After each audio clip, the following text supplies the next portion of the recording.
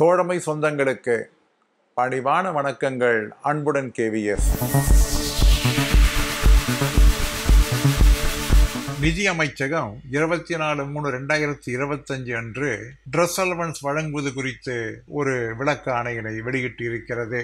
ஏற்கனவே அஞ்சல் துறையிலே 2/8/2024 அன்று வெளியிட்டிருக்கக்கூடிய அந்த விளக்க ஆணையிலே புதிதாக ஒருவர் பணியிலே சேர்ந்தால் ஜூலையிலிருந்து டிசம்பருக்குள்ளாக ஒருவர் பணியிலே சேர்ந்தார், அடுத்த ஆண்டு ஜூலை மாதத்திலே 6 மாதத்திற்கு மேல் இருந்தால் அவர்களுக்கு ஓராண்டிற்கான அந்த ட்ரெஸ் அலவன்ஸ், அடுத்த ஆண்டிற்கான ட்ரெஸ் அலவன்ஸ் என 2 ட்ரெஸ் அலவன்ஸ் என்பது வழங்கப்பட வேண்டும் என்று சொல்லப்பட்டிருந்தது.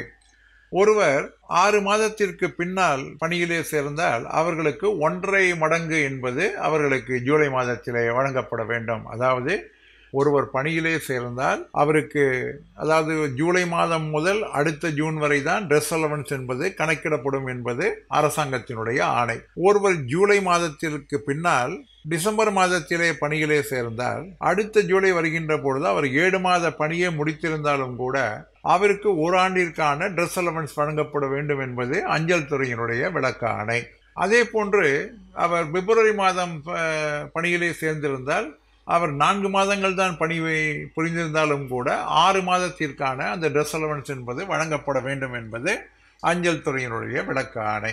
ஆனால் தற்பொழுது நிதி அமைச்சகம் வெளியிட்டிருக்கக்கூடிய இந்த விளக்க ஆணை என்பது ஒருவர் ஜூலை மாதத்திலிருந்து அடுத்த ஜூன் மாதத்திற்குள்ளாக எந்த மாதத்தில் சேர்கின்றாரோ அந்த மாதம் முதல் ஒவ்வொரு மாதத்திற்கு என்கின்ற அடிப்படையிலே அந்த ட்ரெஸ் அலவன்ஸ் என்பது வழங்கப்பட வேண்டும், ப்ரொபோர்ஷனேட்டாக வழங்கப்பட வேண்டும் என்று இந்த விளக்க ஆணை சொல்லப்பட்டிருக்கிறது.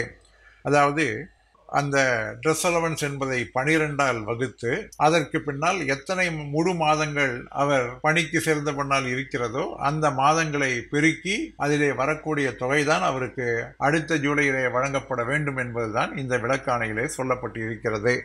இந்த ஆணையானது நிச்சயமாக அஞ்சல் துறையினுடைய விளக்க ஆணையினை ஒதுக்கி வைக்கக்கூடிய அளவிலே நிச்சயமாக அமையும். ஆக இந்த ஆணை என்பது அஞ்சல் துறையிலே ஒரு பெரிய தாக்கத்தை ஏற்படுத்தும் என்று கூறி முடிக்கின்றேன். மீண்டும் சந்திப்போம். அன்புடன் கேவிஎஸ்.